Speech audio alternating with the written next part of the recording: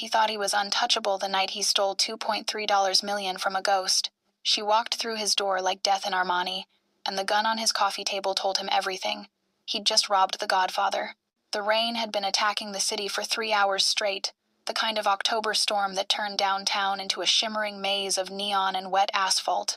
Bentley Bryan barely noticed. He was too busy celebrating. The champagne was Cristal, $400 a bottle he couldn't actually afford. But what did it matter now? He'd just pulled off the perfect crime.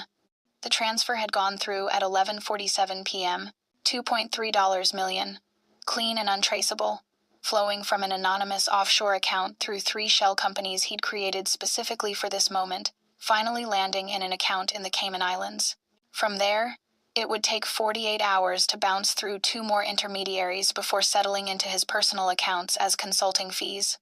Bentley poured his 3rd glass of scotch he'd switched from champagne an hour ago, and walked to the floor-to-ceiling windows of his penthouse apartment. 23 stories up, the city glittered beneath him like a kingdom waiting to be conquered. The rain streaked down the glass in silver rivulets, distorting the lights below into abstract art. He was 34 years old. He'd been an investment broker for 11 years, and he'd spent every single one of them drowning in student loans from business school at Northwestern, drowning in credit card debt from maintaining the appearance of success, the right suits, the right car, the right penthouse he could barely afford, drowning in gambling debts to men whose faces he'd never seen but whose voices on the phone made his hands shake. The Riverside Casino had been his downfall.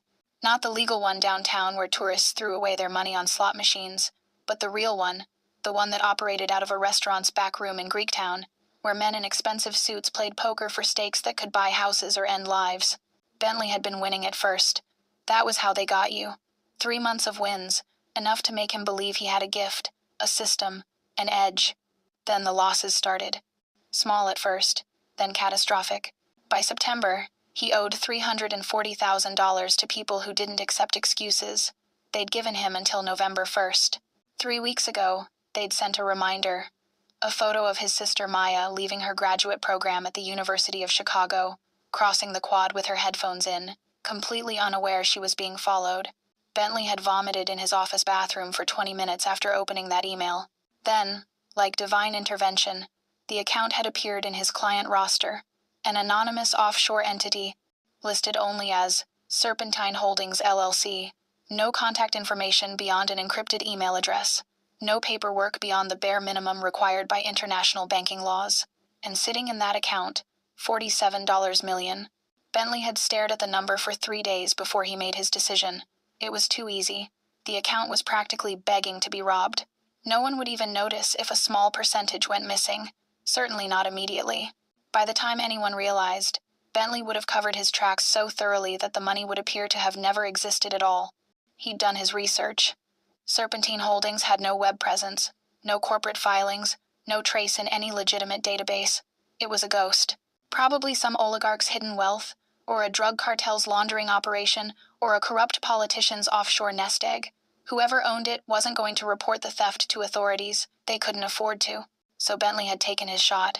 And now, 3 hours after executing the transfer, he was standing in his penthouse, drinking scotch that cost more than most people's weekly groceries, feeling like a god. His phone buzzed.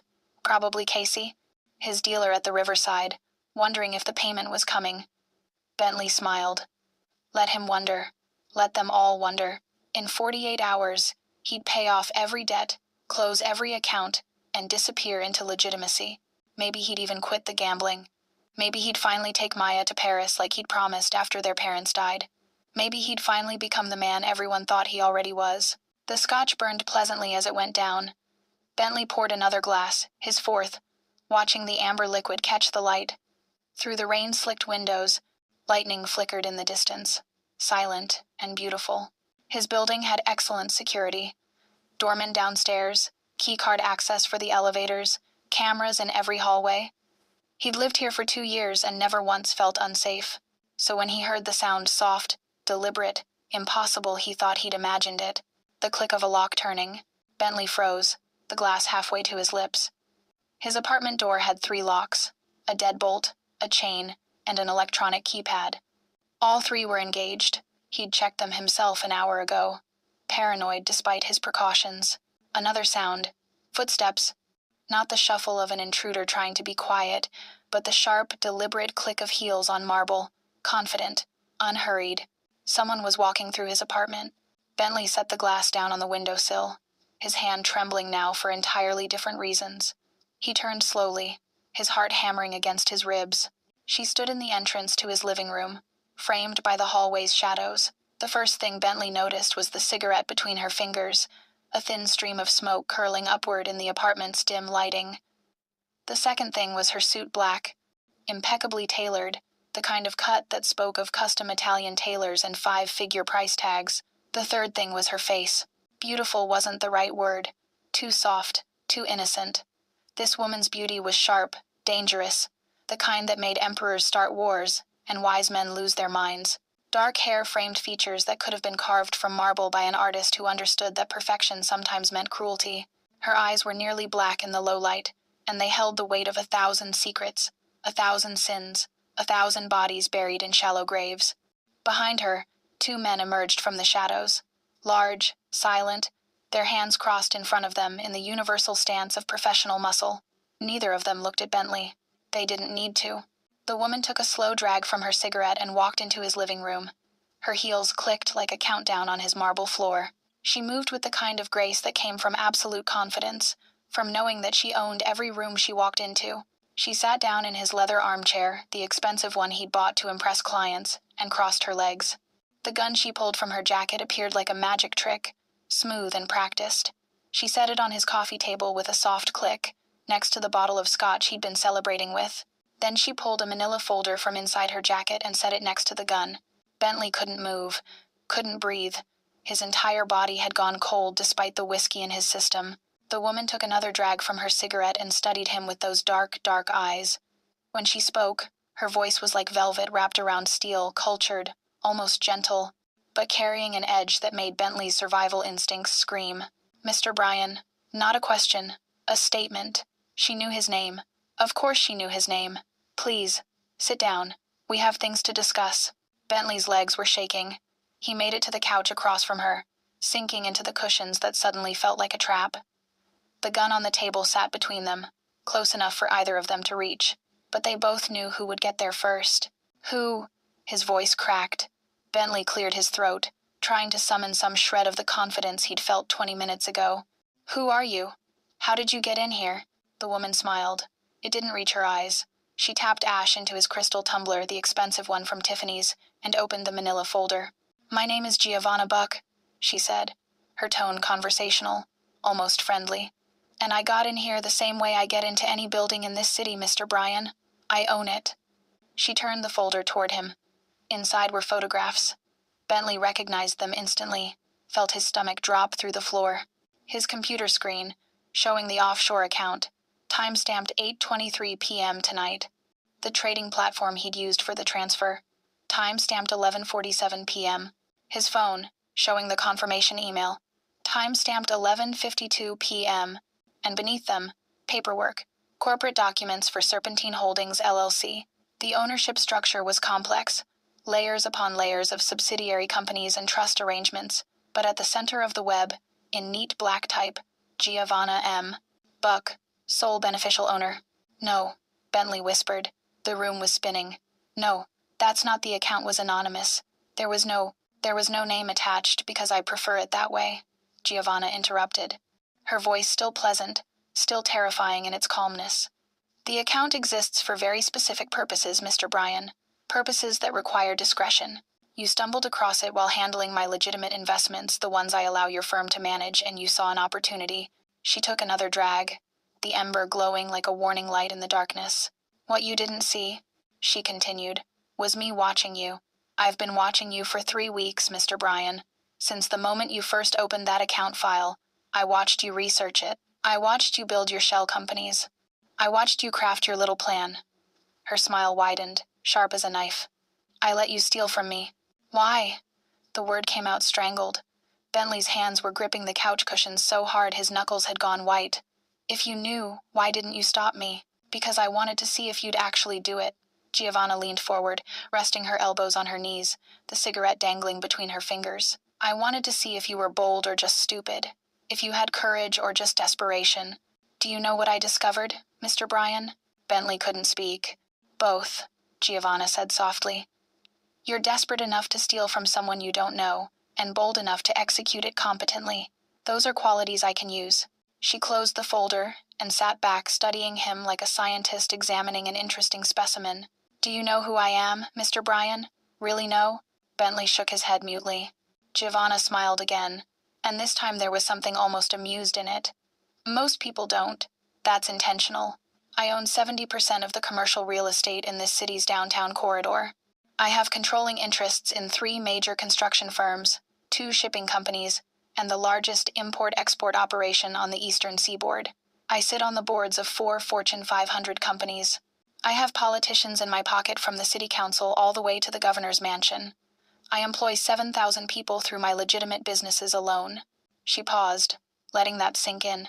And underneath all of that, she continued, her voice dropping lower, more intimate, I am the godfather of the Serpentine family, the organization that controls everything in this city that matters.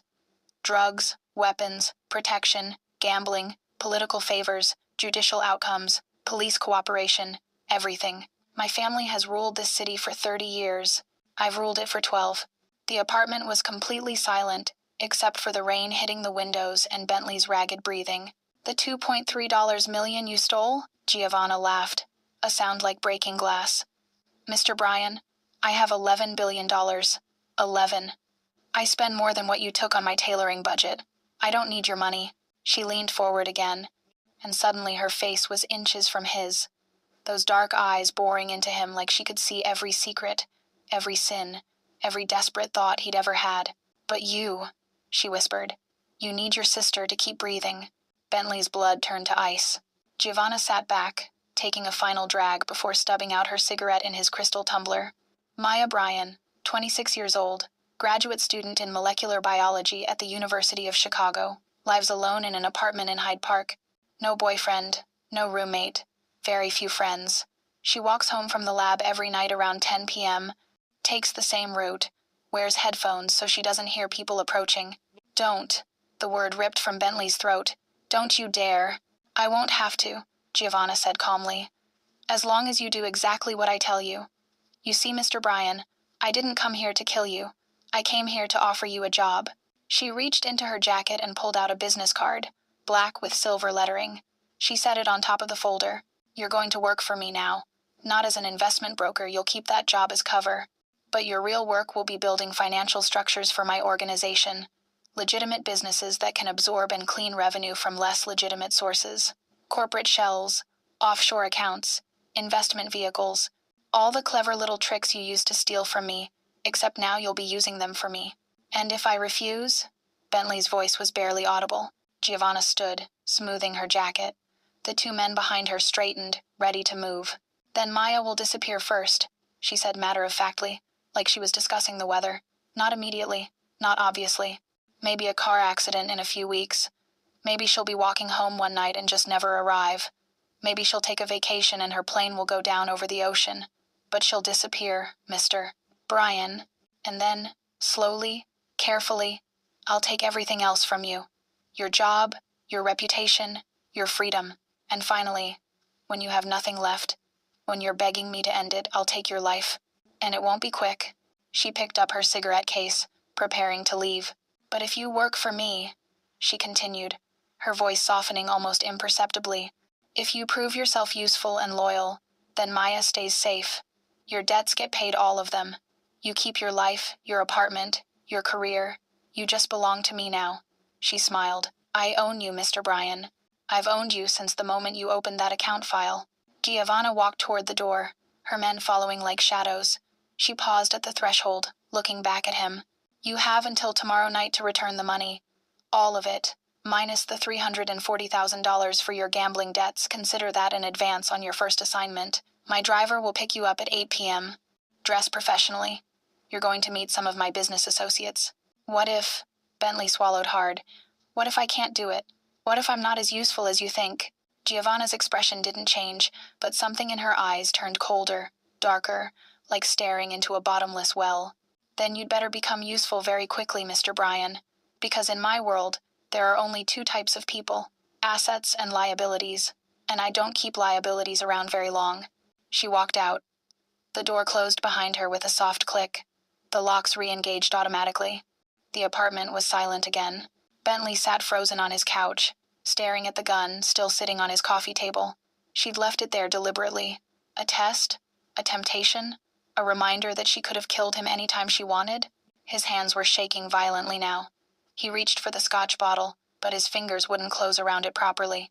The bottle tipped, amber liquid pouring across the marble coffee table, mixing with the ashes from Giovanna's cigarette. On the table, the black business card gleamed in the low light. Bentley picked it up with trembling fingers. Serpentine Enterprises. Giovanna M. Buck, Chief Executive Officer. No phone number, no address, just her name in silver lettering that seemed to shimmer in the darkness. Bentley looked at his windows, at the city spread out below him like a kingdom. He'd thought he was untouchable tonight. He'd thought he'd outsmarted everyone, escaped his problems, secured his future. He'd been celebrating his freedom. Now he understood. He'd never been free at all. He'd just been too blind to see the cage until the door slammed shut. Outside, the rain continued to fall. Inside, Bentley Bryan sat in the ruins of his celebratory evening and felt the weight of his new reality settle over him like a crown made of chains. The gun on his coffee table gleamed in the low light. Bentley didn't touch it. He already knew it wasn't loaded. Giovanna Buck didn't make mistakes. She owned him now. Body, soul, and the sister he'd do anything to protect. And somewhere in the city below, in a building he probably owned without knowing it, Giovanna Buck was lighting another cigarette and smiling at how perfectly her newest piece had fallen into place. Welcome back, my fierce hearts and midnight dreamers. Before we dive deeper into Bentley's descent into Giovanna's world, make sure you're subscribed, hit that like button, and tell me where you're watching from. I love seeing our dark romance family spread across cities, countries, and time zones. Every click, every comment, every bit of love you leave here helps us keep unraveling these dangerous power dynamics and impossible choices together. So dim the lights, get comfortable, and let's continue. The driver arrived at exactly 8 p.m. the following night. Bentley had spent the previous 24 hours in a fog of terror and frantic action, transferring the money back through increasingly complex channels, watching each transaction complete with his heart in his throat. The $340,000 for his debts had indeed been left untouched. Giovanna's advance, as she'd called it, though Bentley knew it was really a collar, another chain binding him to her will. He'd considered running. For approximately 40 minutes at 3 in the morning, he'd sat with his laptop open to one-way flight listings, his finger hovering over the purchase button. Buenos Aires, Bangkok, anywhere far enough away that Giovanna Buck's reach couldn't find him. Then he'd thought of Maya, of her smile when he'd surprised her for her birthday last month, of the way she still called him when she was scared, even though she was 26 and brilliant and braver than he'd ever been, of how she was the only family he had left after their parents died in that car accident 7 years ago. He'd closed the laptop. At 7:45 p.m., Bentley stood in front of his bathroom mirror, adjusting his tie for the 5th time. He wore his best suit, Tom Ford, purchased on credit he couldn't afford, but appearances mattered in his world, or his former world. He wasn't sure what world he belonged to anymore. The intercom buzzed at 7:58 p.m. "Mr. Bryan," said a voice he didn't recognize, deep and professional. "Your car is waiting." Bentley grabbed his coat and walked to his door. His hand hesitated on the handle. This was it. The moment he stepped through this threshold, he would be leaving behind the man he'd been, the con artist, the gambler, the desperate broker who thought he could outsmart everyone and becoming something else. Someone else's property. He opened the door. The elevator ride down was silent. The lobby was empty except for Marcus, the doorman, who nodded at Bentley but didn't meet his eyes. Did he know? Had Giovanna's people gotten to him too? Outside, a black Mercedes waited at the curb, sleek and expensive, its windows tinted to opacity. The driver stood beside it, a large man in a dark suit, his face expressionless.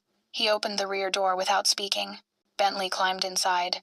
The interior smelled like leather, and something else, power, perhaps, or just the particular scent of a world he'd only glimpsed from the outside.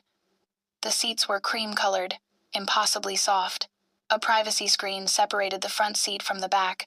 The car pulled away from the curb, smooth and silent.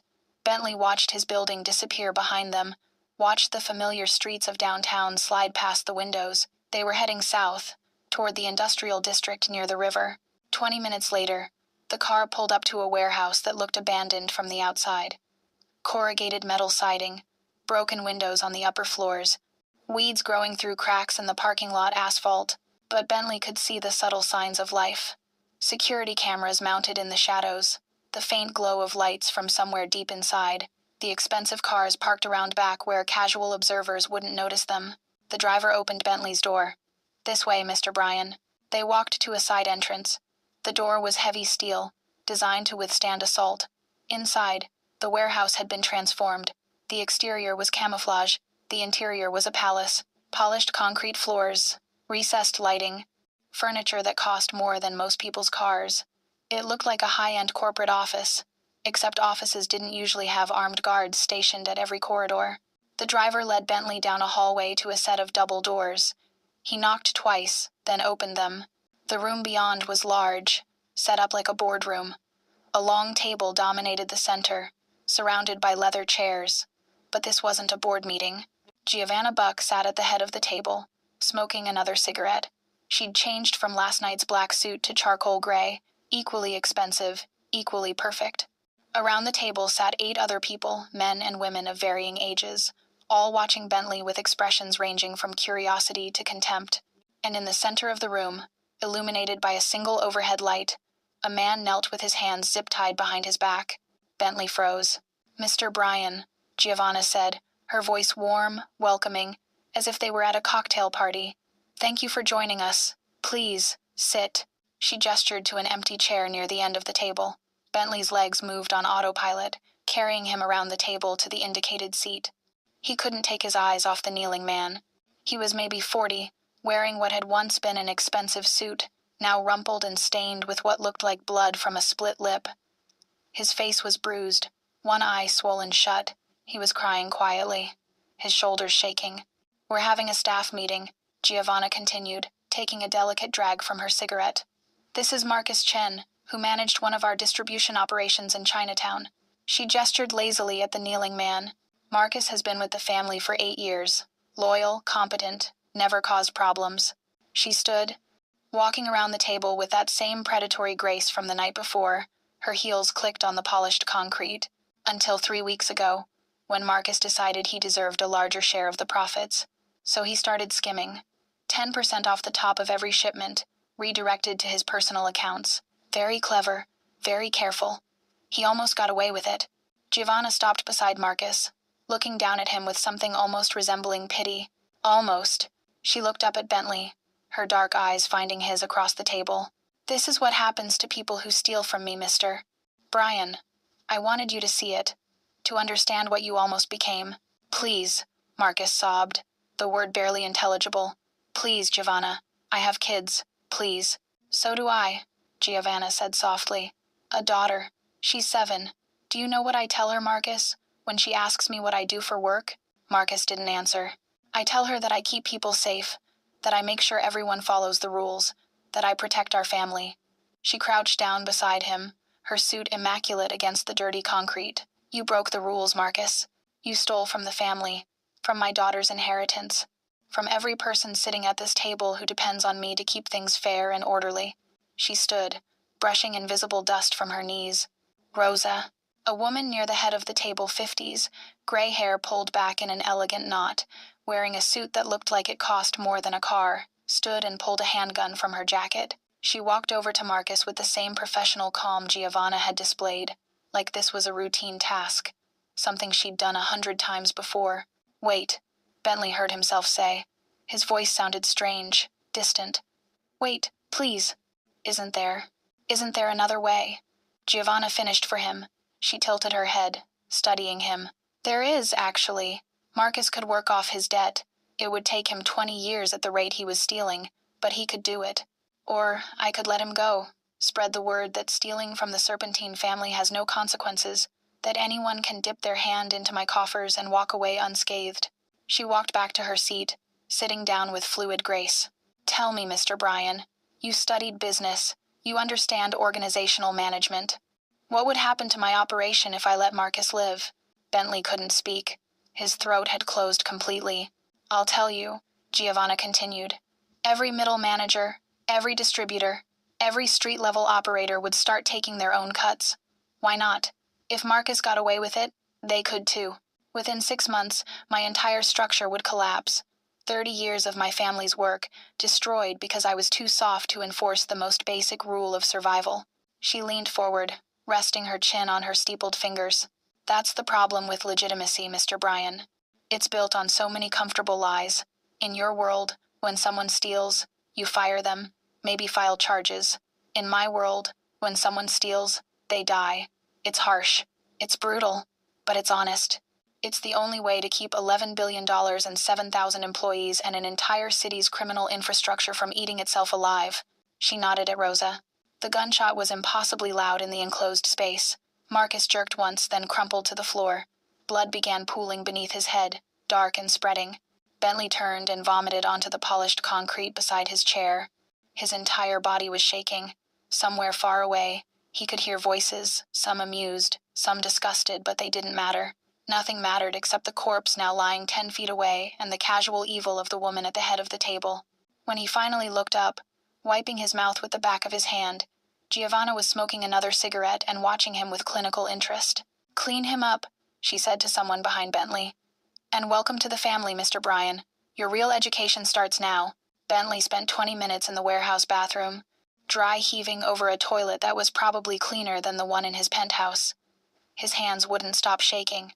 Every time he closed his eyes, he saw Marcus Chen's face, the way his expression had gone from terror to nothing in the space between heartbeats. The bathroom door was unlocked. Bentley could have stayed in here for hours, hiding like a child, but he knew it wouldn't matter. Giovanna owned this building. She owned the city. She owned him. There was nowhere to hide that she couldn't find him. He splashed cold water on his face, avoiding his reflection in the mirror. He didn't want to see what he'd become in the span of 48 hours. When he finally emerged, Giovanna was waiting exactly where he'd left her, leaning against the hallway wall with another cigarette between her fingers. She'd changed position but not posture, still relaxed, still completely in control. The boardroom behind her was empty now. Marcus's body had been removed with the same clinical efficiency as everything else in her operation. The floor had been mopped. There was no evidence anyone had died there 20 minutes ago. "Better?" she asked, her tone almost gentle. Bentley couldn't answer. His throat was raw from vomiting. Giovanna studied him for a long moment, taking a slow drag. "This is the business you stole from, Mr. Bryan. Did you think it was numbers on a screen? Digits in an account that no one would miss?" "I didn't know." His voice cracked. "No," she interrupted, pushing off the wall. "You didn't want to know. There's a difference." She started walking down the hallway, her heels clicking on polished concrete. "Come, we're not finished." Bentley followed because there was nothing else to do. His legs felt disconnected from his body, moving on autopilot while his mind screamed at him to run, to fight, to do anything except keep walking deeper into this nightmare. They emerged into what looked like a legitimate corporate office. Glass walls, ergonomic chairs, computer monitors displaying stock tickers and shipping manifests. Men and women in business casual worked at desks, some on phones, others typing. It could have been any mid-level trading floor in the financial district. "This is where your real work begins," Giovanna said, gesturing to the space. "4th floor handles logistics and distribution. 3rd floor manages our legitimate corporate holdings. 2nd floor is financial operations. That's where you'll be spending most of your time." She glanced at him. "The 5th floor is where we handle problems. You won't be going to the 5th floor, Mr. Bryan. As long as you remain useful." She led him to an office at the far end, larger than the others, with floor-to-ceiling windows overlooking the river.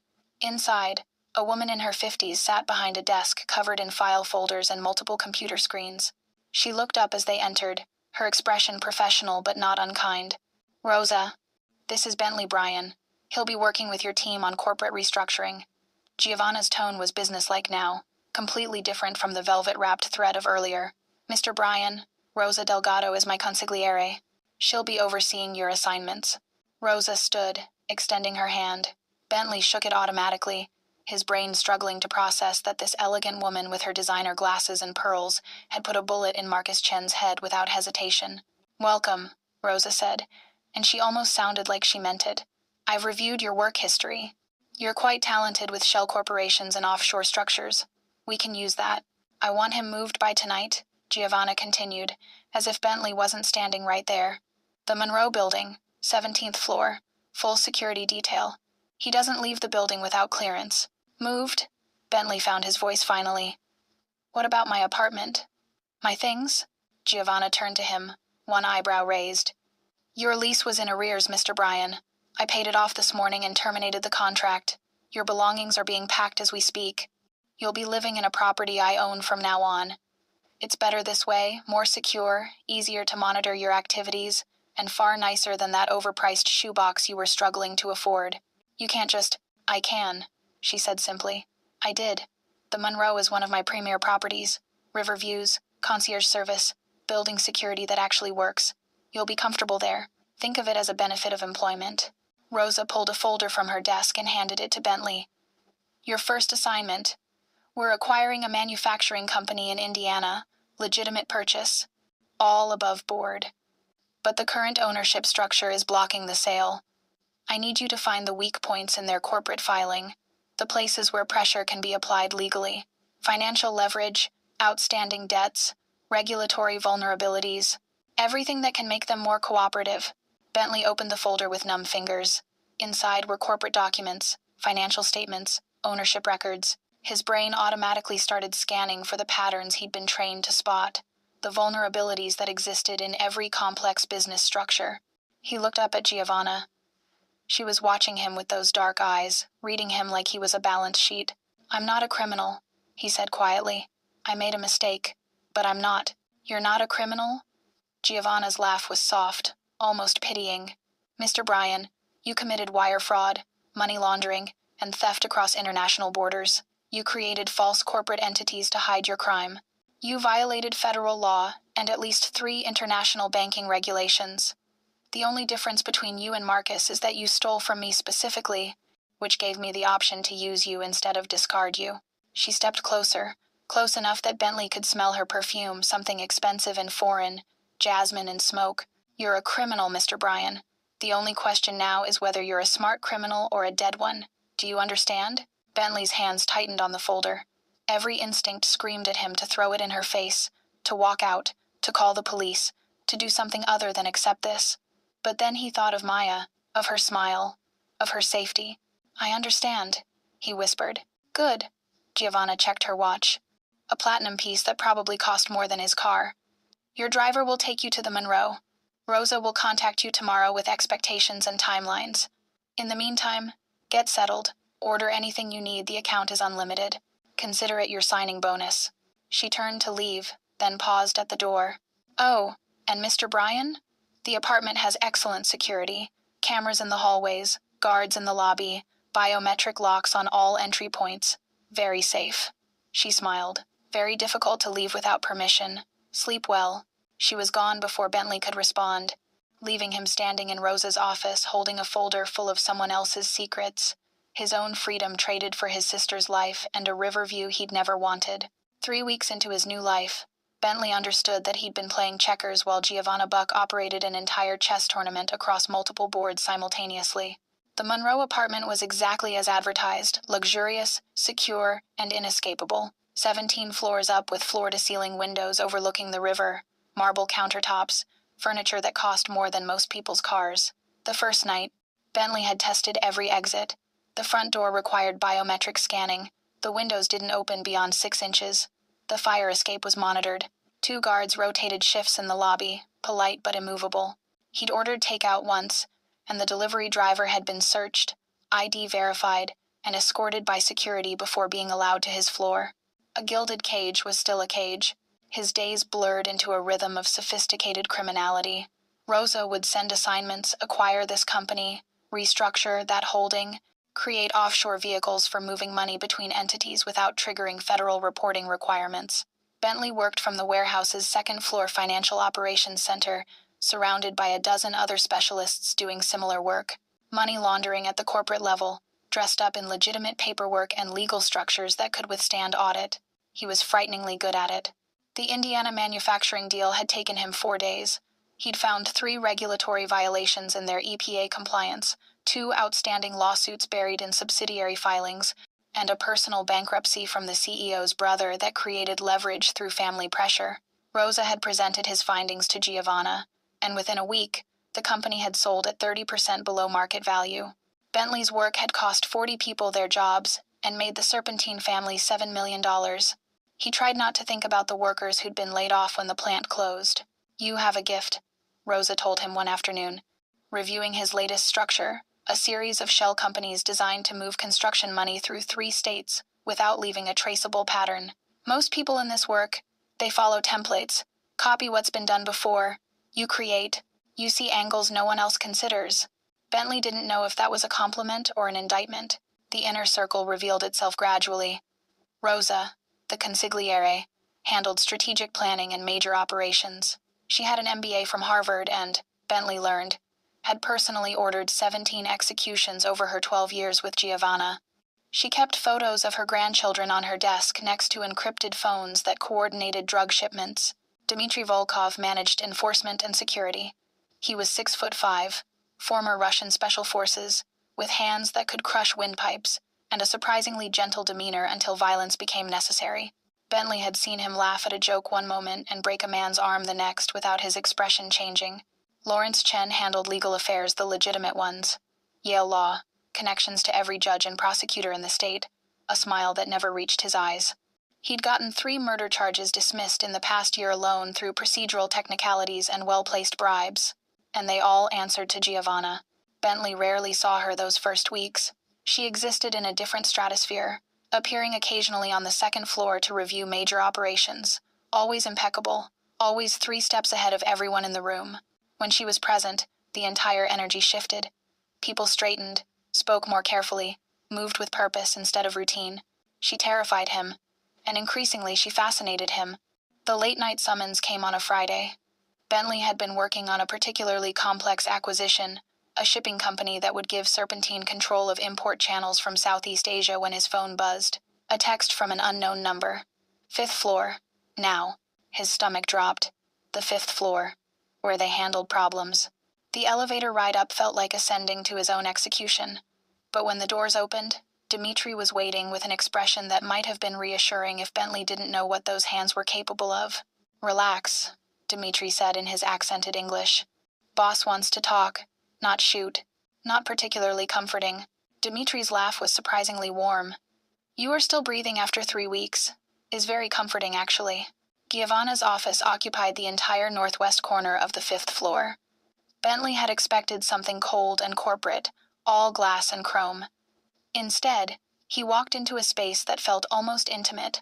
Dark wood paneling, leather furniture, bookshelves lined with what looked like actual rare books rather than decorative props, a bar cart with crystal decanters, artwork that was probably worth more than his former salary. She stood at the windows, silhouetted against the city lights, smoking. "Of course, Mr. Bryan, bourbon or scotch?" "I bourbon." She poured 2 glasses without measuring, the movements practiced and elegant. She handed him one and gestured to the leather chairs facing the windows. "Rosa tells me you've exceeded expectations," Giovanna said, settling into her chair with that predatory grace. "The shipping acquisition structure is brilliant, very difficult to unravel, even for federal investigators with resources." "Thank you?" It came out as a question. "You're wondering why you're here?" Bentley nodded, not trusting his voice. Giovanna took a slow sip, her dark eyes catching the light from the city below. "I'm curious about you, Mr. Bryan. Most people in your position would have tried to run by now, or cooperate with authorities, or found some clever way to betray me while protecting themselves. But you've done none of those things. Why?" "My sister." "Maya is leverage," she interrupted. "But she's not the only reason. You're good at this work. Better than you were at legitimate trading. I can see it in the way you approach problems now. You've found something you excel at." She turned to look at him directly. "You like it?" Bentley opened his mouth to deny it, but the words stuck in his throat. Because she was right, he did like it. The complexity, the intellectual challenge, the way his structures fit together like 3-dimensional puzzles. He was helping criminals, yes, but the work itself was thrilling in a way his previous career had never been. "I was 19 when my father was killed," Giovanna said suddenly, looking back at the city. "He built the Serpentine family from nothing, came from Sicily with $200 and a talent for organization. By the time I was born, he controlled half the city's construction industry and all of the political machinery that mattered. She rolled her shoulders slightly, and Bentley caught a glimpse of something beneath her silk blouse, a scar, thick and old. His underboss, Vincent Calabrese's father, decided he deserved the throne. Walked into our home during Sunday dinner and put 4 bullets in my father's chest while my mother and I watched. Then he turned the gun on me. Giovanna pulled down the collar of her blouse, revealing the full scar, a puckered line that ran from her shoulder down toward her collarbone. He wanted to send a message, that the Serpentine family was his now, that the old bloodline was finished. Her smile was cold. He was a terrible shot. Or maybe I was lucky, probably both. What happened? Bentley heard himself ask. I survived. Spent 2 months recovering while Vincent's father consolidated power. Everyone assumed I'd run, hide, except that I was just a girl who'd inherited tragedy instead of an empire. She took another sip of bourbon. Instead, I learned. I studied my father's operation, found the people still loyal to his memory, identified every weakness in Vincent's father's organization, and then, 3 months after he killed my father, I walked into his office and put a bullet in his head myself. She said it matter-of-factly, like discussing a business transaction. I was 20 years old, Mr. Bryan. I had no formal training, no experience running criminal enterprises. But I had something Vincent's father didn't understand. I had nothing left to lose and everything to prove. So I took control, eliminated everyone who opposed me, built new alliances, expanded into legitimate businesses that could sustain us when enforcement pressure increased, turned my father's regional operation into a multi-billion-dollar empire. She looked at him again, and in the low light, Bentley could see the steel beneath her beauty. Power isn't inherited, Mr. Bryan. It's taken with bloody hands. And once you take it, you hold on to it with everything you have. Because the moment you show weakness, the moment you hesitate, someone else will take it from you the same way you took it from them. She stood, walking to her desk. She pulled out a folder and handed it to him. Vincent Calabrese, the son of the man who killed my father.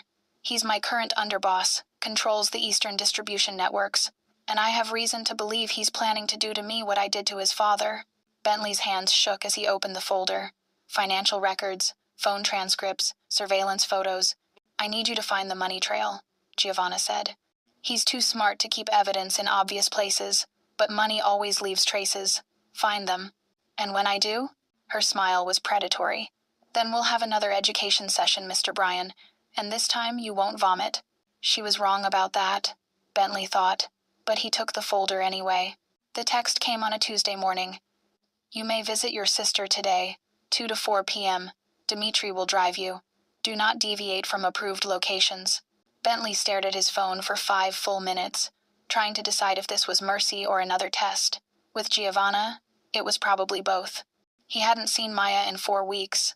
They'd exchanged texts carefully, bland messages about her research and his new job opportunity, but nothing real, nothing that would make sense of why her brother had suddenly become unreachable, why his number had changed, why he'd stopped responding to her invitations for their usual Sunday brunch.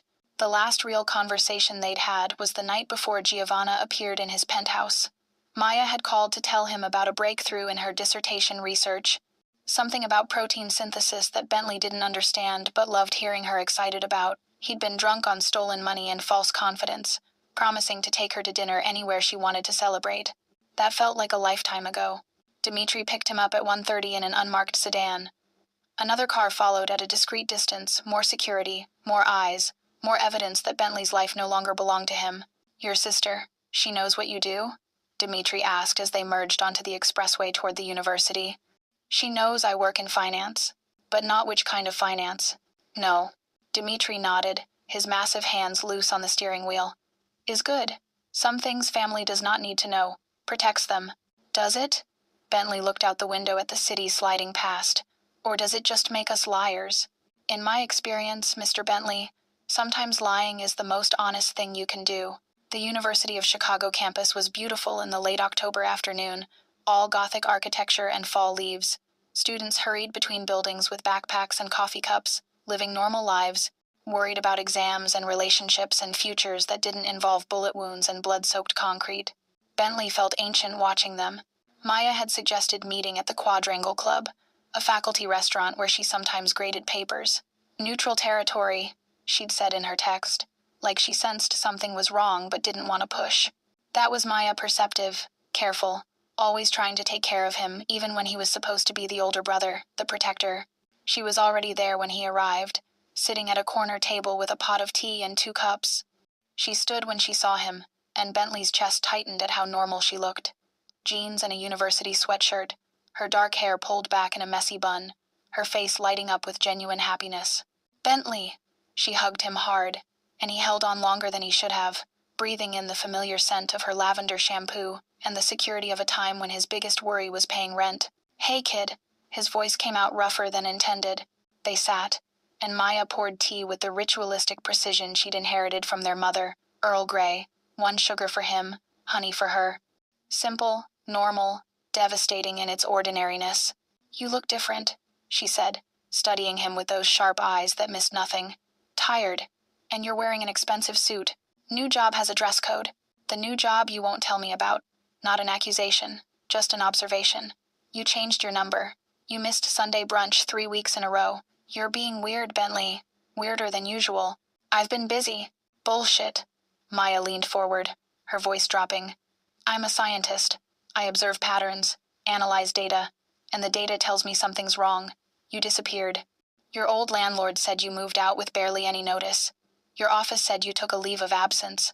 And now you show up looking like you haven't slept in a month, wearing a suit that costs more than my tuition, with 2 guys in a car outside watching us like we're under surveillance." Bentley's blood went cold. "What guys?" "The ones in the black sedan. They followed you here." Maya's expression shifted from concern to fear. "Bentley, what's happening? Are you in trouble?" Everything in him wanted to tell her, to explain about the theft, about Giovanna, about the cage he'd built around himself trying to protect her. But Giovanna's words echoed in his head. "You need your sister to keep breathing." "It's nothing." The lie tasted like ash. "Just security from the company. They're protective of their employees." "What kind of company needs that level of security?" "Maya, are you mixed up in something illegal?" She grabbed his hand across the table, her grip tight and desperate. "Because whatever it is, we can fix it. We can go to the police, or we can leave. Or—" "I'm fine." Bentley pulled his hand away, hating himself. "Really? The job is intense, but it's legitimate. Good money, good opportunities. I'm just adjusting to the demands." Maya sat back, her eyes searching his face. She didn't believe him. He could see it in the way her jaw tightened, the way her fingers wrapped around her teacup like she needed something to hold on to. "You're lying to me." "I'm protecting you." "From what?" "From everything," Bentley thought. "From knowing your brother is a criminal. From understanding the kind of people who own me now. From becoming leverage in a war you don't even know is being fought. From worrying unnecessarily," he said instead. "I know I've been distant. I'm sorry, but everything's fine. I promise." They talked for another hour. Forced normalcy stretched over a foundation of lies. Maya told him about her research, about a professor who was being difficult, about a conference in Boston she was hoping to attend. Bentley listened and nodded and tried to memorize every detail, every expression, storing them away like treasures against the possibility that this might be the last time he saw her free and safe. When it was time to leave, Maya walked him to the door. Outside, through the restaurant's windows, Bentley could see Dimitri waiting by the car, and beyond him, partially obscured by a tree, another vehicle. Different from their security, Bentley's instincts, sharpened by weeks in Giovanna's world, screamed at him that something was wrong. "I love you," Maya said suddenly, fiercely. She hugged him again, holding on like she was afraid he'd disappear. "Whatever's happening, whatever you're not telling me, I love you, and I'm here. When you're ready to tell me the truth, I'm here." Bentley's throat closed. He managed to return the hug, his arms tight around his baby sister, the only family he had left. "I love you too, kid. More than you know." "You're in trouble, aren't you?" she whispered against his shoulder. "Whatever it is, we can fix it together. We always have." "Everything's fine," Bentley lied one more time. "I promise." He pulled away before she could see his face, before she could read the truth he was desperately trying to hide. He walked to the car without looking back, knowing that if he saw her expression, his resolve would crumble. Dimitri pulled away from the curb smoothly. In the rearview mirror, Bentley watched Maya standing on the sidewalk, her arms wrapped around herself against the autumn chill, watching him leave. "The other car," Bentley said quietly, "by the tree. Silver Lexus. They're not ours." Dimitri's expression didn't change. but his hands tightened slightly on the wheel. I see them. They have been following since campus entrance. Who are they? Not sure, but they took pictures. Dimitri's jaw clenched. This is not good, Mr. Bentley. Boss will need to know. Bentley closed his eyes, ice spreading through his chest. He'd tried to protect Maya by keeping her separate from his new life. Instead, he'd just painted a target on her back. Behind them, the silver Lexus maintained its distance, following them back toward downtown. Inside, men with cameras and questions were transmitting photos to people who understood exactly how to weaponize a molecular biology student with trusting eyes and a brother who would do anything to keep her safe. The breach had already happened. Bentley just didn't know it yet. The video call came at 2:17 a.m. Bentley had been asleep, or trying to sleep, his mind churning with financial structures and Maya's face and the silver Lexus that Dimitri had reported to Rosa, who'd promised to handle it. He'd learned that phrase meant something violent was being arranged, something he wouldn't see but would definitely happen. His phone buzzed. Unknown number. Against every instinct, Bentley answered. The screen filled with darkness at first, just shadows and the suggestion of concrete walls. Then the camera adjusted, and Bentley's entire world stopped. Maya sat bound to a metal chair, her hands zip-tied behind her back, duct tape across her mouth. Her face was tear-streaked, mascara running, eyes wide with terror. She was wearing the same university sweatshirt from yesterday afternoon. Her glasses were gone, and without them she looked younger, more vulnerable, like the kid sister who used to make him check her closet for monsters. Bentley tried to scream, but no sound came out. Mr. Bryan. The voice was male, accented Russian, definitely Russian. The camera didn't shift to show the speaker. You are awake. Good. We need to have conversation about your employer. Let her go. Bentley's voice came out broken, desperate. Please. She doesn't know anything. She's not part of this. She is part now. You made her part when you brought Serpentine family attention to her, when you let Giovanna Buck's dog follow you to university, when you thought we would not notice.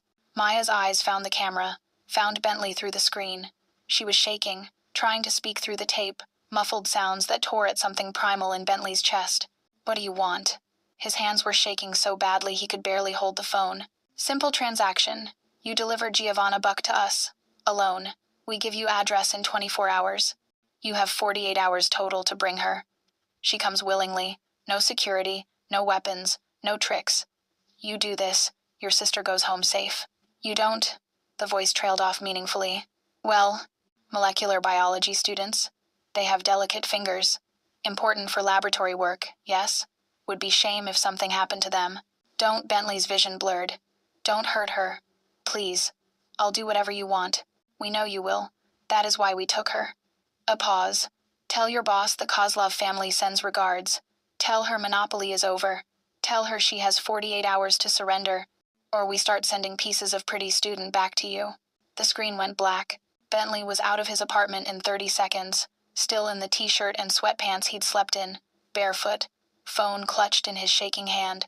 The security guard in the lobby tried to stop him. Mr. Bryan, it's after 2 a.m.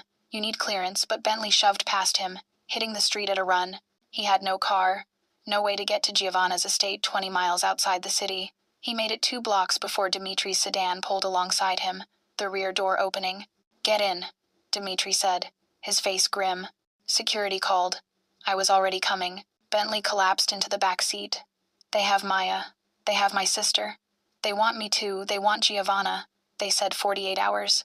I know. The call was monitored. Boss knows already. She is waiting. The drive took 18 minutes that felt like 18 hours.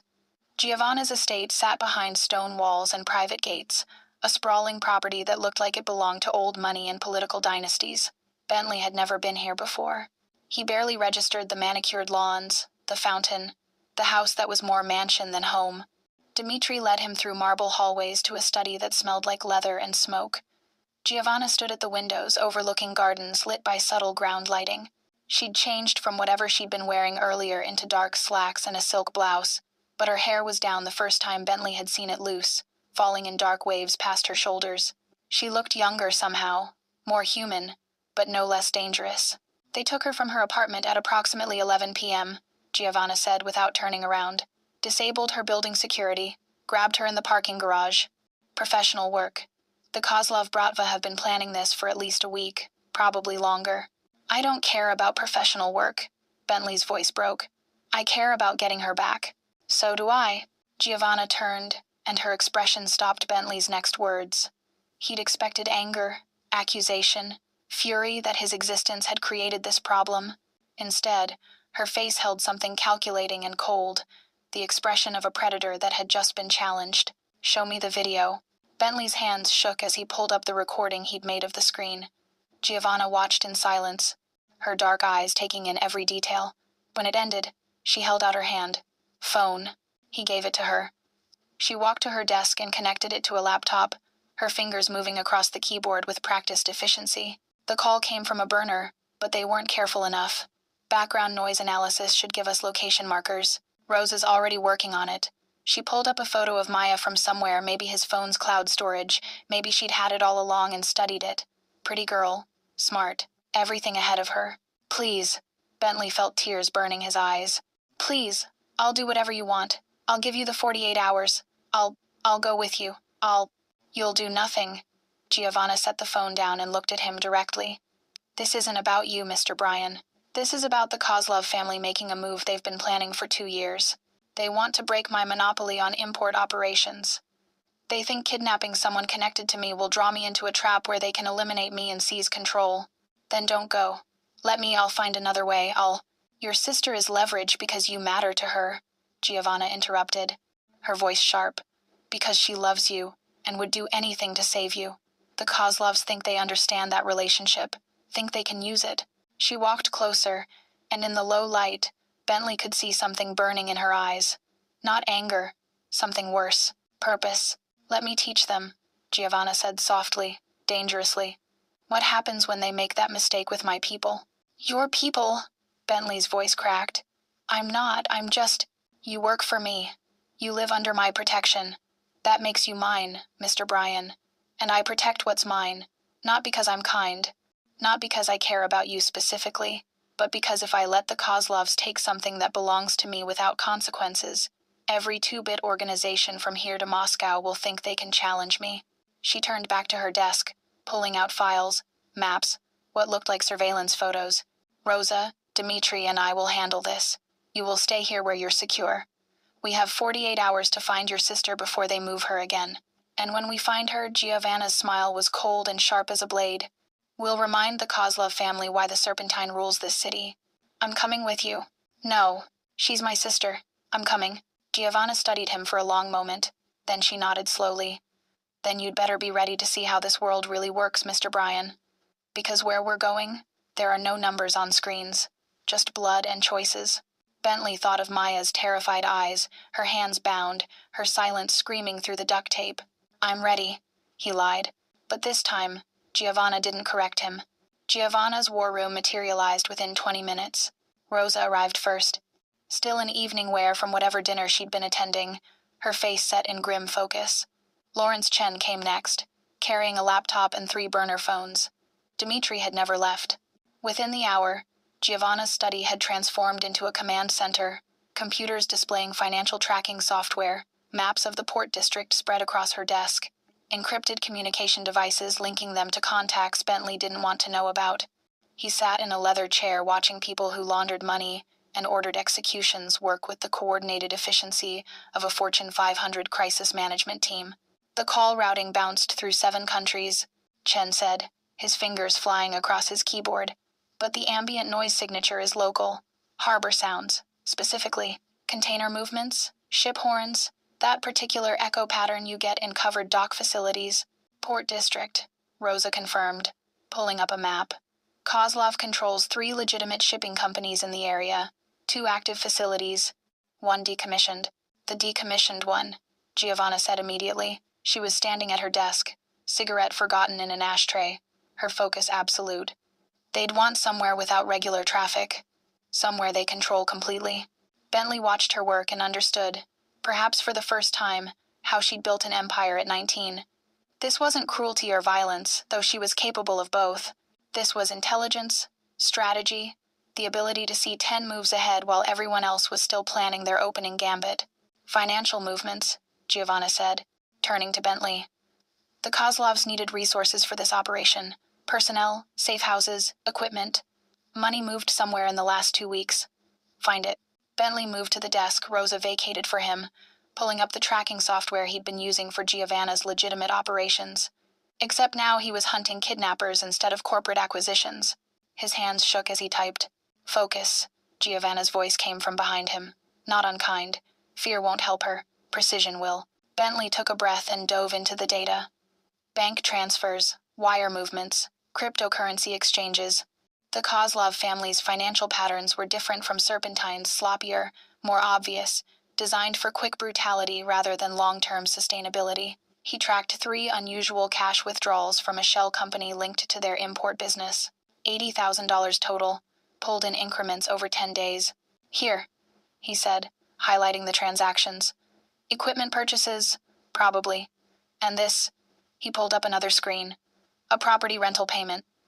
Went through 2 intermediaries, but the destination is a holding company that owns the decommissioned shipping facility at Pier 47. Rosa leaned over his shoulder, verifying his work. That's solid.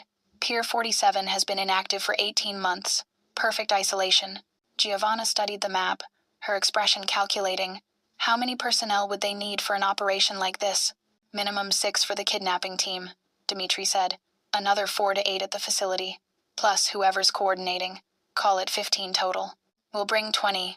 Giovanna's tone was final. Full tactical gear. I want satellite surveillance on the facility within the hour. Every entrance, every exit, every window. I want to know how many bodies are inside and where they're keeping her. She turned to Bentley, and something in her expression had shifted.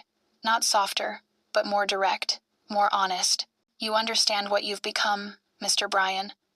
The moment you walked into my world, you stopped being invisible. You became associated with the Serpentine family, protected by us, but also targeted because of us. Your sister's collateral damage in a war that has nothing to do with her and everything to do with you being mine. The words should have sounded possessive, cruel. Instead, they sounded like truth. I made her a target, Bentley said quietly. By trying to protect her, I painted her back. Yes. Giovanna didn't sugarcoat it. That's how this world works. Everyone you love becomes a weapon someone can use against you. That's why most people in my position have no one. It's safer. But you have a daughter. Something flickered across Giovanna's face, too quick to read. I do. And I live every day knowing that she's my greatest vulnerability. That someone will eventually try exactly what the Kozlovs are trying now. So I make sure everyone understands. Her voice dropped, dangerous and absolute. That touching her means extinction. Not death. Extinction. Everything you are, everything you've built, everyone you love, gone, erased so thoroughly that history forgets you existed. She walked to a cabinet and pulled out tactical vests, weapons, equipment that belonged in military operations rather than criminal enterprises. That's what we're about to teach the Kozlovs. The next 4 hours blurred into surveillance footage, tactical planning, and the gradual revelation that Giovanna's security team was actually a private army. Former special forces, ex-military contractors, people who'd killed for governments before killing for her. They assembled in her estate's lower level, a space Bentley hadn't known existed, checking weapons and body armor with professional efficiency. Bentley watched them prepare and felt reality tilting. He was about to participate in an armed assault. Him. A man who'd thrown up at his first execution. A financial analyst who'd thought his biggest risk was getting caught embezzling. Second thoughts? Rosa appeared beside him, her grandmother's face incongruous with the tactical vest she was now wearing. I'm terrified. Good. Fear keeps you alive. She handed him a vest. Dmitri will stay with you. Follow his instructions exactly. Don't try to be a hero. Don't freeze. And remember, they took your sister. Whatever we do to them, they earned. At 6:47 a.m., just as dawn started bleeding gray light across the horizon, they loaded into 4 black SUVs. Giovanna rode in the lead vehicle with Dmitri and Bentley. She'd changed into tactical clothing, her hair pulled back, a 9mm pistol holstered at her hip. She looked like a different person, not the elegant businesswoman or the cigarette-smoking power broker. A weapon, pure and focused. You're coming, she said to Bentley as they pulled away from the estate. It wasn't a question. She's my sister. Giovanna pulled a bulletproof vest from the equipment bag at her feet and handed it to him. Their fingers touched briefly, hers steady, his shaking. You don't send others to do what you're willing to die for, she said quietly. That's the first rule of leadership. The first rule of family. If you're not willing to bleed for them, you don't deserve them. Bentley struggled into the vest, the weight of it foreign and terrifying. I don't know how to. You stay behind, Dimitri. You do exactly what he says.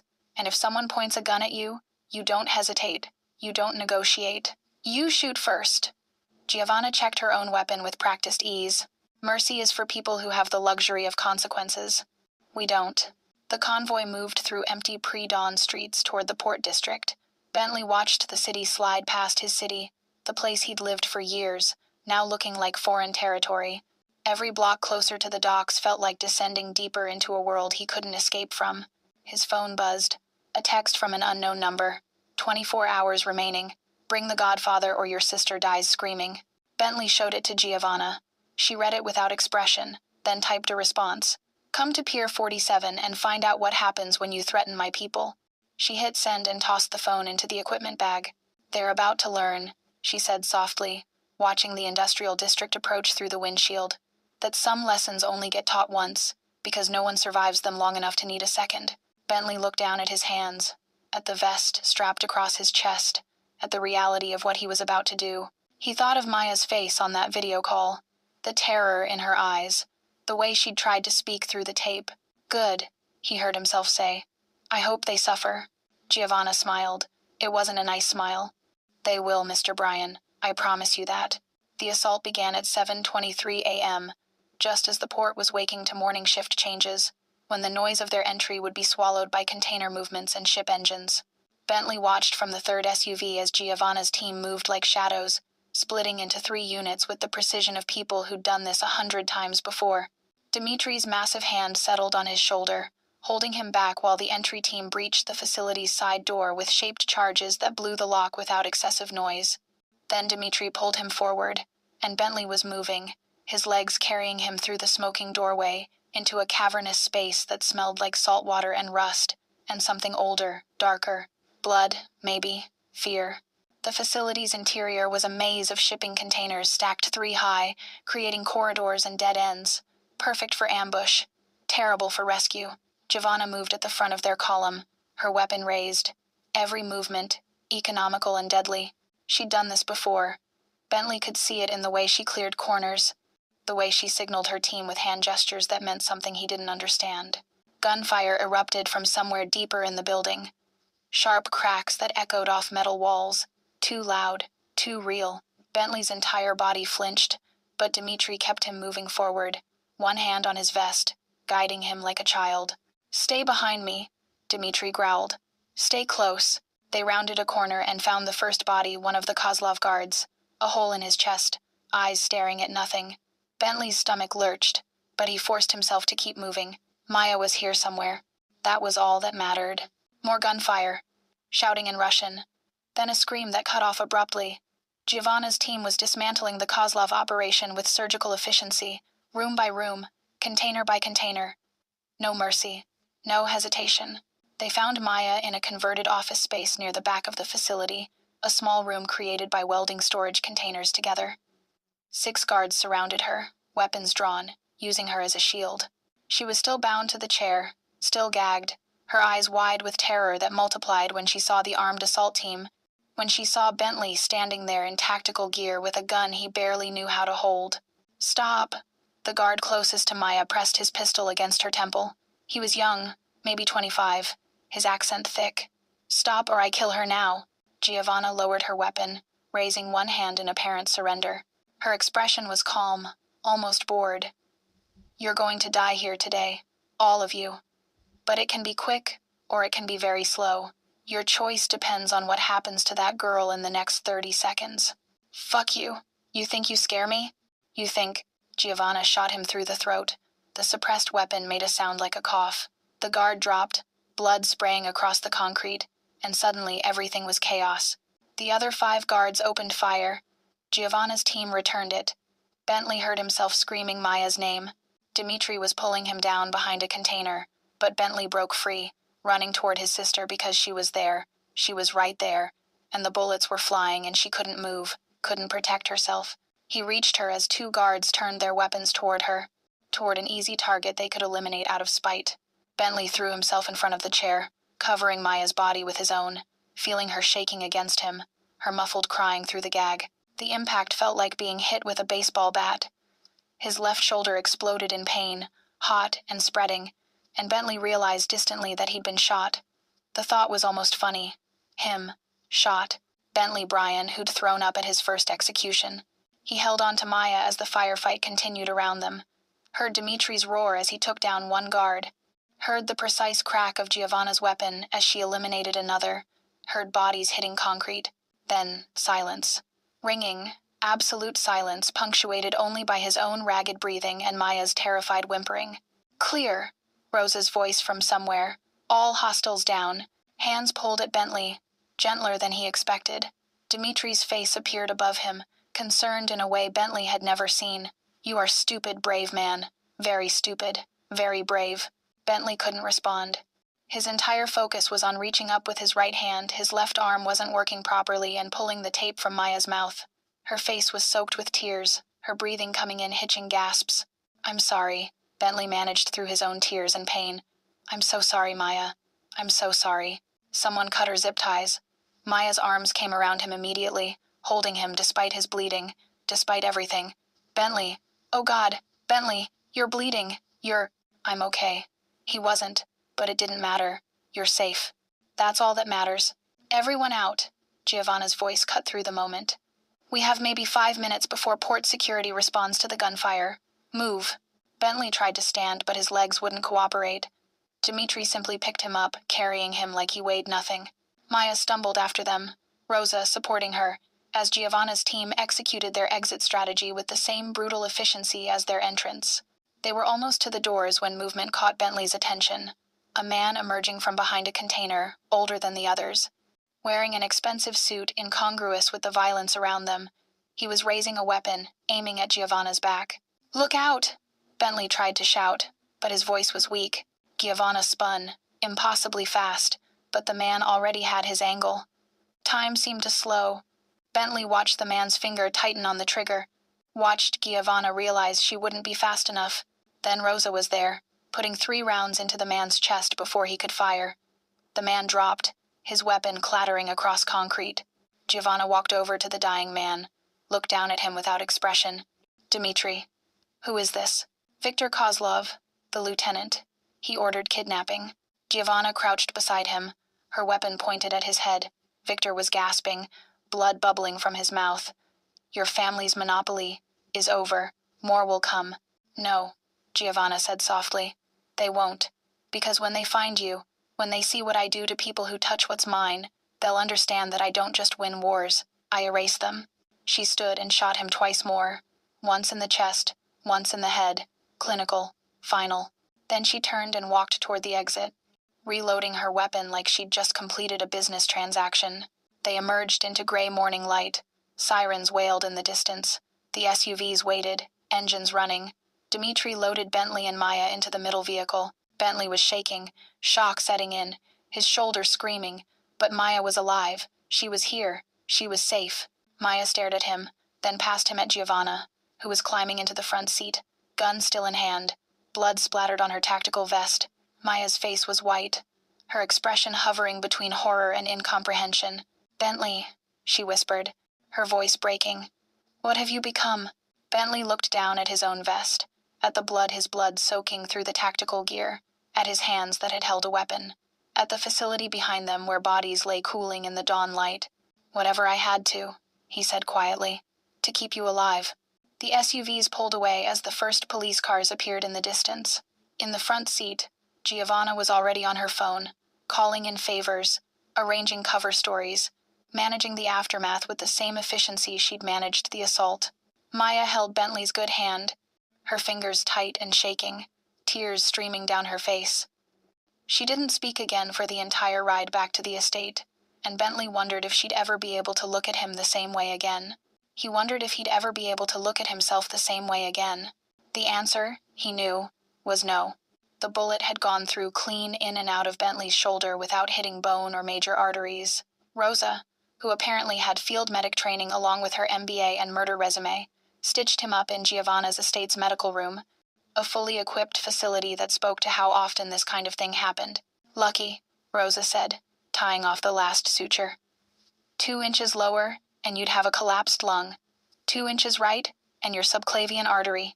Dead in minutes. Bentley didn't feel lucky. He felt like he'd been hit by a truck, dragged behind it, then run over again for good measure.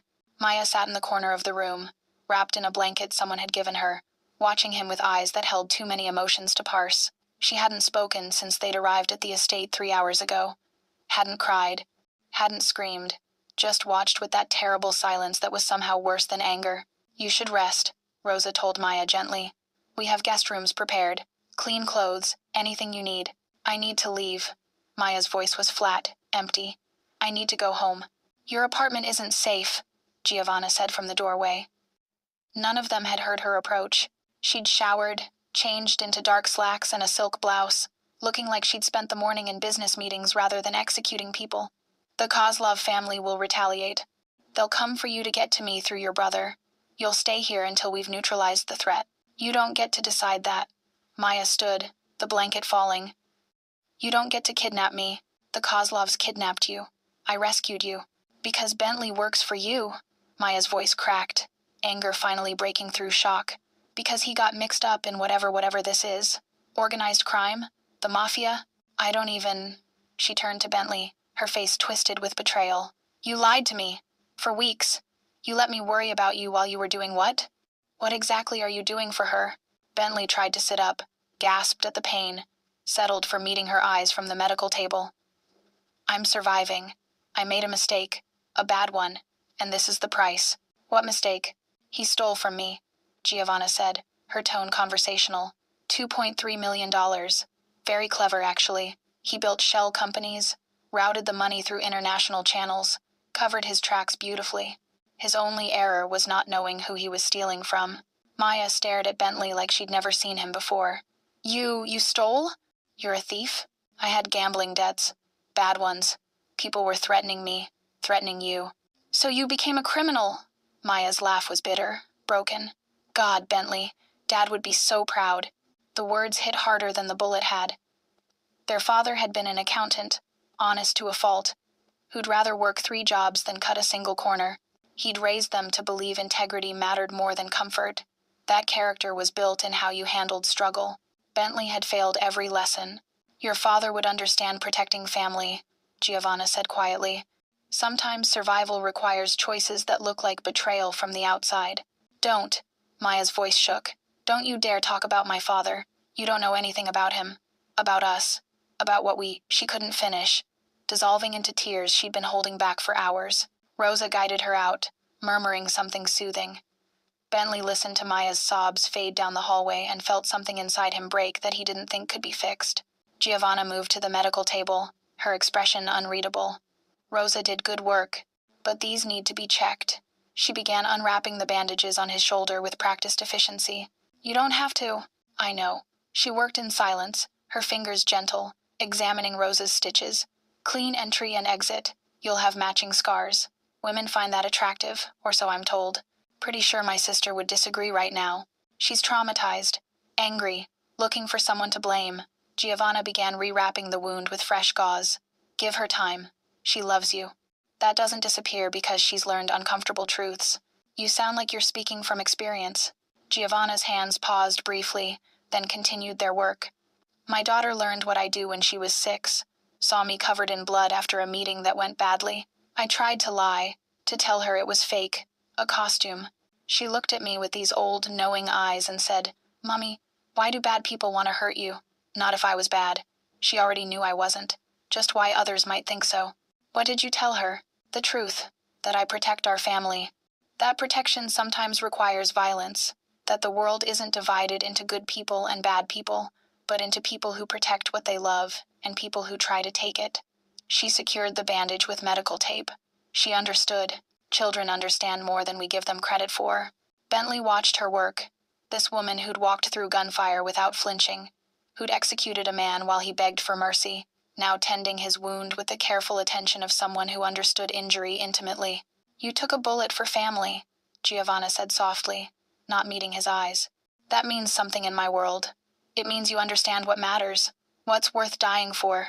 I've never felt like I understood anything until... Bentley stopped, unsure how to finish. Until now? She looked at him finally, those dark eyes searching. Until you found purpose in my world? I know how that sounds. How fucked up that is. It's not fucked up. It's honest.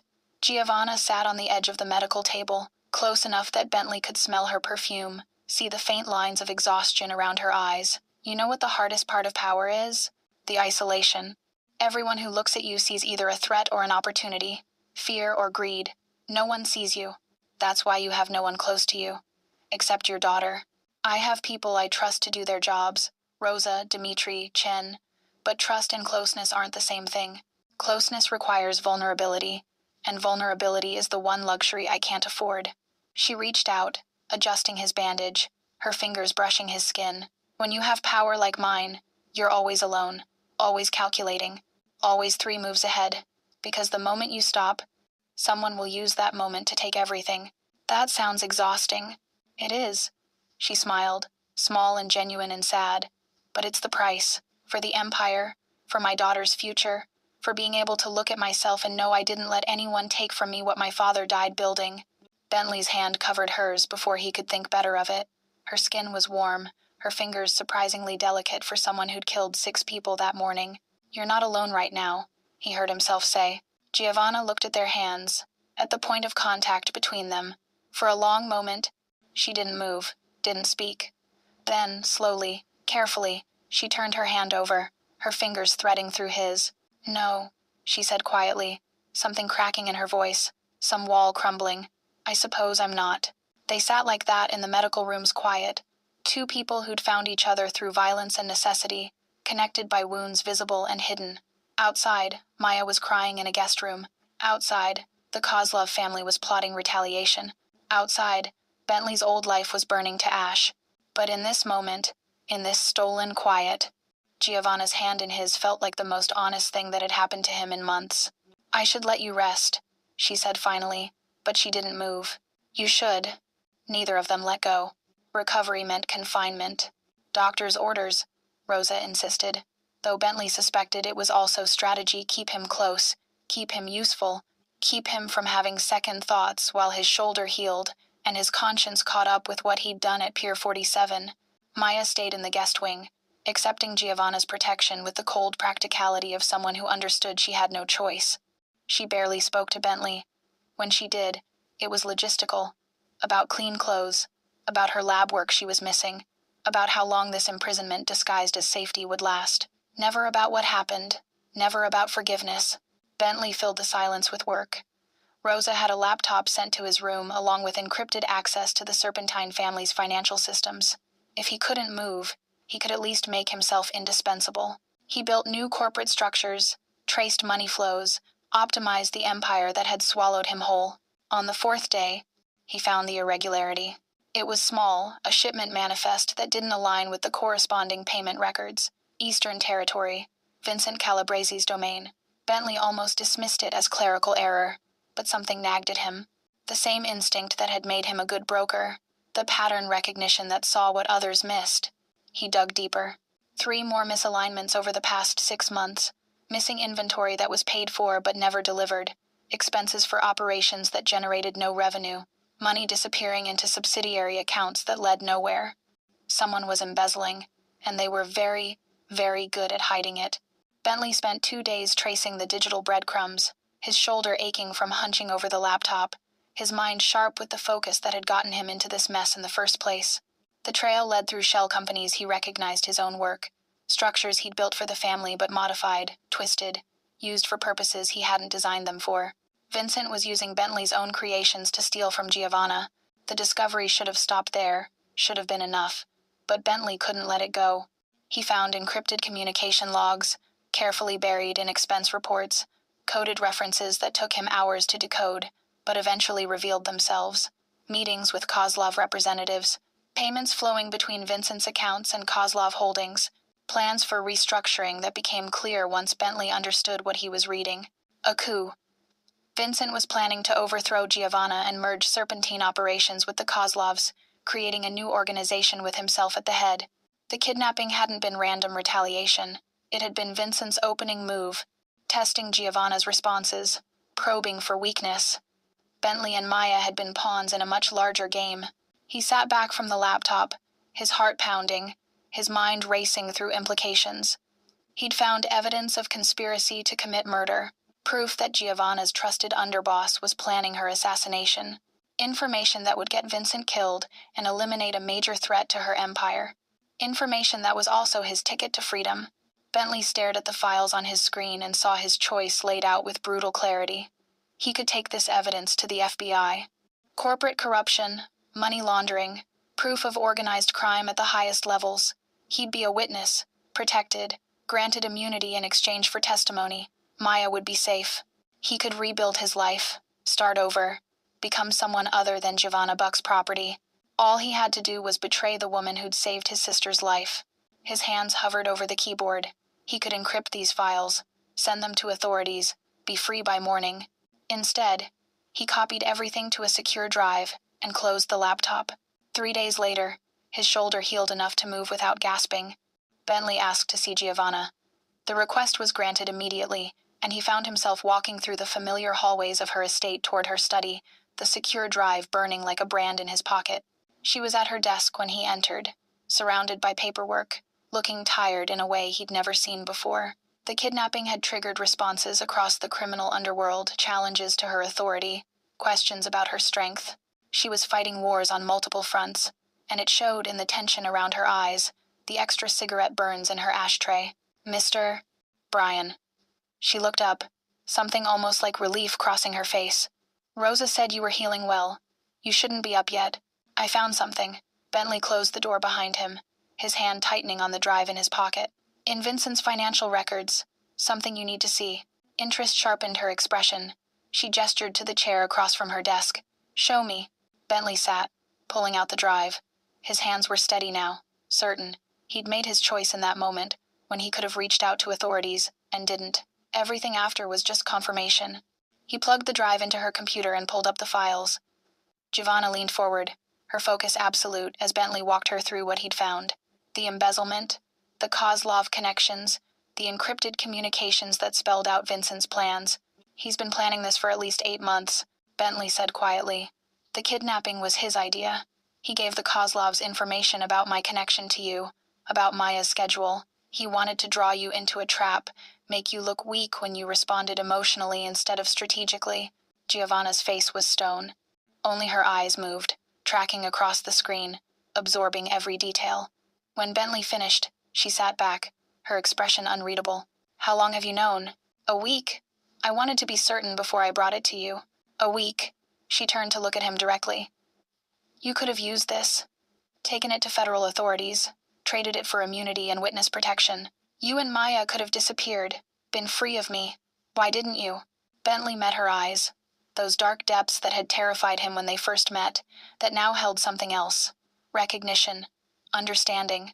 Maybe even respect. I could have used this to leave, he said simply. But I didn't, because you deserve to know who your real enemies are. Silence stretched between them.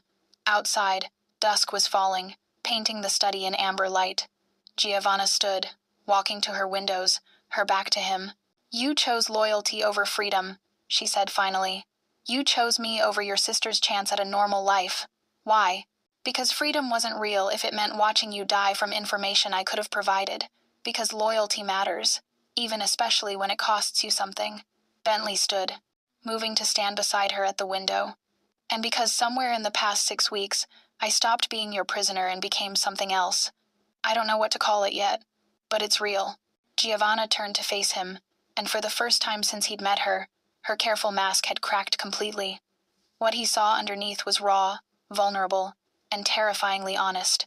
You understand what this means. Her voice was soft, almost fragile. If you stand with me against Vincent, you can never leave. You'll be fully part of this world. The violence, the blood, the choices that haunt you at 3 a.m. There's no going back from this. I know. Bentley did know. He'd crossed that bridge the moment he chose to warn her instead of save himself. I'm choosing it anyway. Giovanna's hand came up to touch his face, her fingers gentle against his jaw. You're either the bravest man I've ever met, or the most foolish? Probably both. She smiled, genuine and sad and beautiful. Probably. Then she kissed him, soft and fierce, tasting like smoke and secrets and promises that couldn't be kept. Bentley kissed her back, his good arm pulling her close, feeling her body against his, solid and real and dangerous. When they finally broke apart, both breathing hard, Giovanna rested her forehead against his. "Vincent dies tomorrow," she whispered, "and you're going to help me do it." "I know," Bentley said, and somewhere in his chest, where his conscience used to live, he felt only certainty. The council met in a private room at the Marquis Hotel, a venue neutral enough that none of the 5 families could claim territorial advantage. Giovanna had called the emergency session, citing internal security matters requiring syndicate consensus, language that meant blood was about to be spilled and everyone needed to witness it.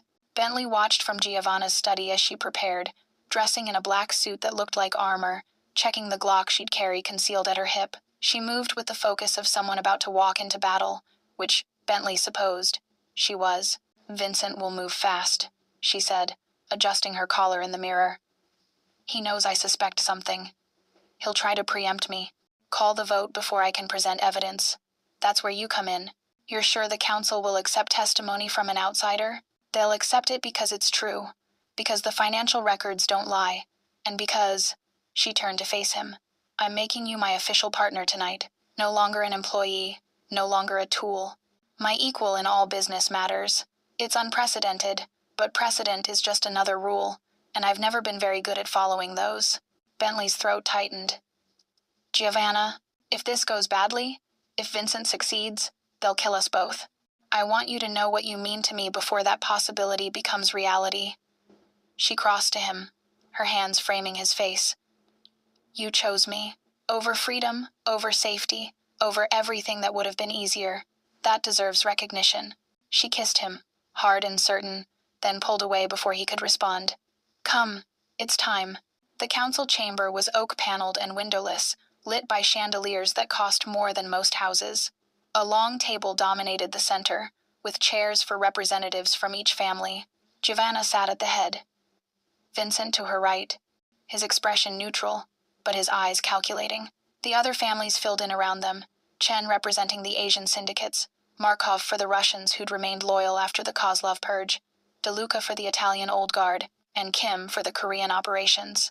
Bentley waited in an adjoining room, watching through one-way glass, Rosa beside him with a laptop containing every file he'd compiled. "You're nervous," Rosa observed. "I'm about to testify against a man who'll try to kill me the second I walk through that door." "Good. Fear keeps you sharp." She handed him a slim remote.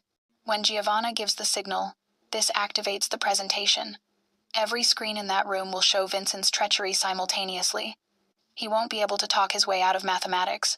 Inside the chamber, Vincent was standing, his voice carrying through the monitoring system. "Which is why I've called for this vote. Giovanna's leadership has become erratic, emotional. The Kozlov situation was handled with unnecessary violence that brought federal attention. The kidnapping of civilians, the assault on a shipping facility, these actions show weakness, not strength. The Kozlovs attacked my people," Giovanna said, her voice ice. "I responded appropriately. You responded personally. You led a raid like a soldier instead of commanding like a queen." Vincent looked around the table, gathering support. "That's not leadership. That's desperation. I propose a vote of no confidence. New leadership, new direction, before her mistakes destroy everything our families have built." Silence. The other families exchanged glances. Bentley could see the calculation in their eyes: who would win, who to support, how to survive the coming storm.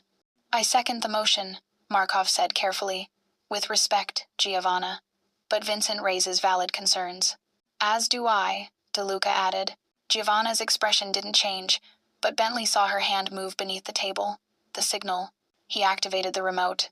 Every screen in the room built into the walls for presentations, now lit simultaneously, filled with financial data, bank transfers, encrypted communications, Kozlov payments flowing into Vincent's accounts.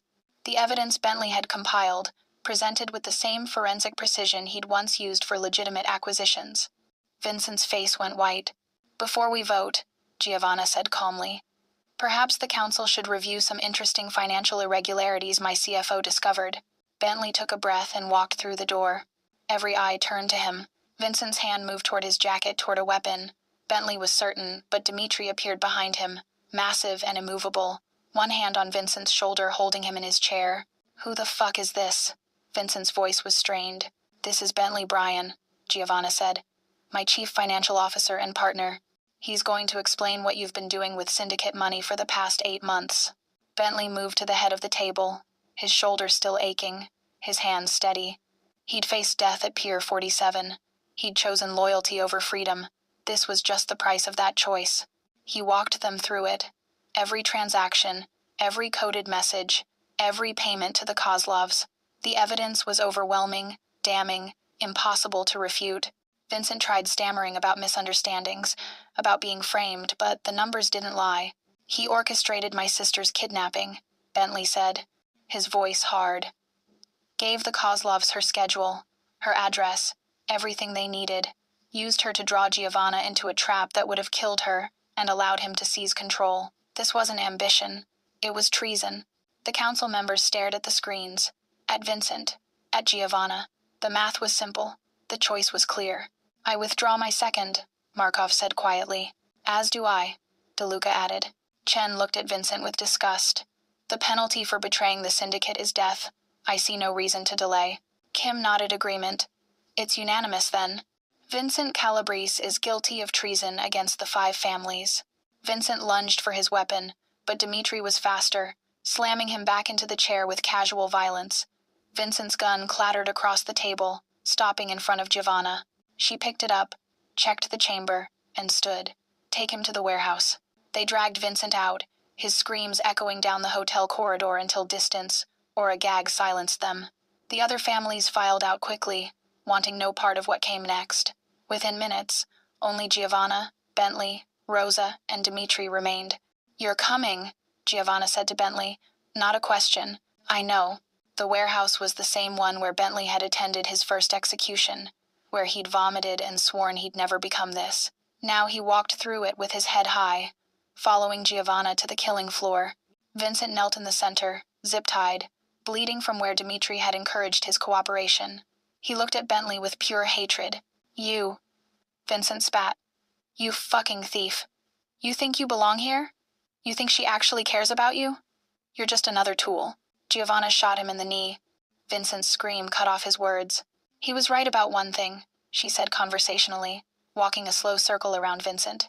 "I did respond emotionally to the kidnapping, because it involved someone I care about, someone who's proven himself worthy of that care. Can you say the same, Vincent? Can any of your people say you'd bleed for them?" She handed Bentley her gun.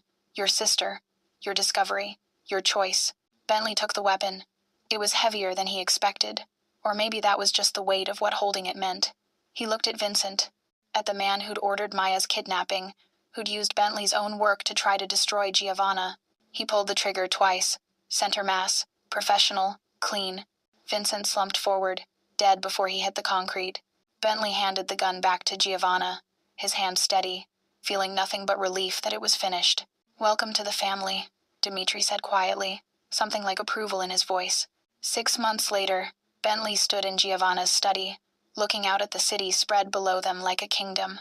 Winter had given way to spring, and the lights glittered with renewed promise. Maya had grudgingly accepted her brother's new life, completing her dissertation under serpentine protection, speaking to Bentley in carefully neutral tones that might someday warm to forgiveness. She was alive. That was what mattered. Giovanna appeared beside him, pressing a glass of whiskey into his hand, her other hand settling at the small of his back in familiar intimacy. They'd fallen into this partnership in business and bed, 2 people who'd found each other in darkness and decided to stay there together. "The Seattle expansion is moving forward," she said. "Chen wants your input on the corporate structures. And Rosa found another irregularity in the southern operations, nothing major, but worth investigating. I'll handle it." Bentley took a sip, savoring the burn. "It's strange.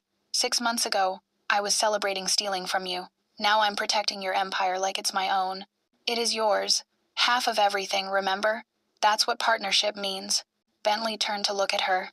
At this woman who'd walked into his life with a gun and a file folder and somehow become the center of his entire world.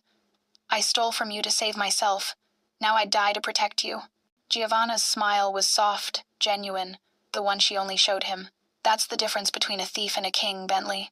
Welcome to the family.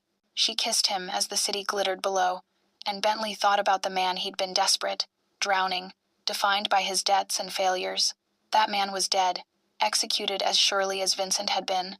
The man who remained stood in this study with blood on his hands and purpose in his heart, ruling beside a woman who'd taught him that power wasn't stolen. It was earned with loyalty, paid for with sacrifice, and held through choices that most people would never understand. He'd traded his freedom for this, his innocence for this, his soul, probably, for this. And looking at Giovanna, at the empire they'd built together, at the future stretching ahead of them dark and dangerous and theirs, he wouldn't change a single choice.